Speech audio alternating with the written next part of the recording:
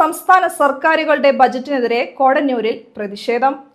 KPCC Vichar വിഭാഗ് പാറളം മണ്ഡലം കമ്മിറ്റിയാണ് പ്രതിഷേധ യോഗം സംഘടിപ്പിച്ചത്. കെപിസിസി വിചാർ വിഭാഗ് ചെയർമാൻ സുബ്രഹ്മണ്യൻ കുറുവത്ത് പ്രതിഷേധ യോഗത്തിൽ അധ്യക്ഷനായി.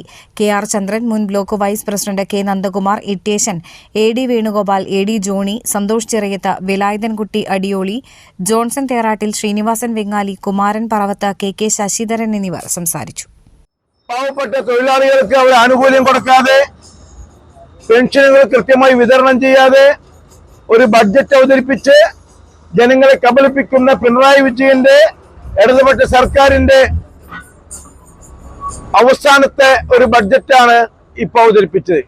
ജനങ്ങൾക്ക് എന്തെങ്കിലും ഗുണകരമായ ക്ഷേമ പ്രവർത്തനങ്ങൾക്കോ ഒരു തൊഴിലവസരങ്ങൾ സൃഷ്ടിക്കാത്ത ഒരു ബഡ്ജറ്റിന് എതിരാണ് ഈ സമരം. അതുപോലെ തന്നെ കേന്ദ്രം ഭരിക്കുന്ന ബി.ജെ.പി. സർക്കാർ ഒരു ബഡ്ജറ്റ് അവതരിപ്പിക്കുകയുണ്ടായി.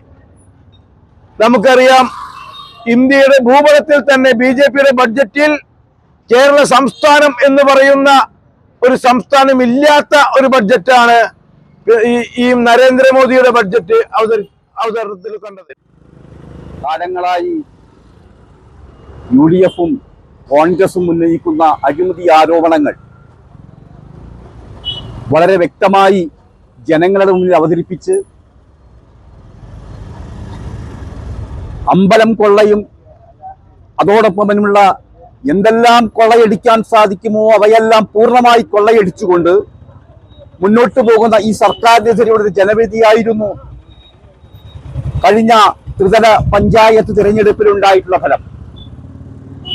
നിർഭാഗ്യം എന്ന് പറയട്ടെ, ആ തിരഞ്ഞെടുപ്പ് ഫലം പൂർണ്ണമായി ഉൾക്കൊള്ളാതെ കേരളത്തിലെ ജനങ്ങളെ വീണ്ടും ഒരു സമരമുഖത്തേക്ക് ഈ പിണറായി വിജയന്റെ സർക്കാർ എത്തിച്ചിരിക്കുക.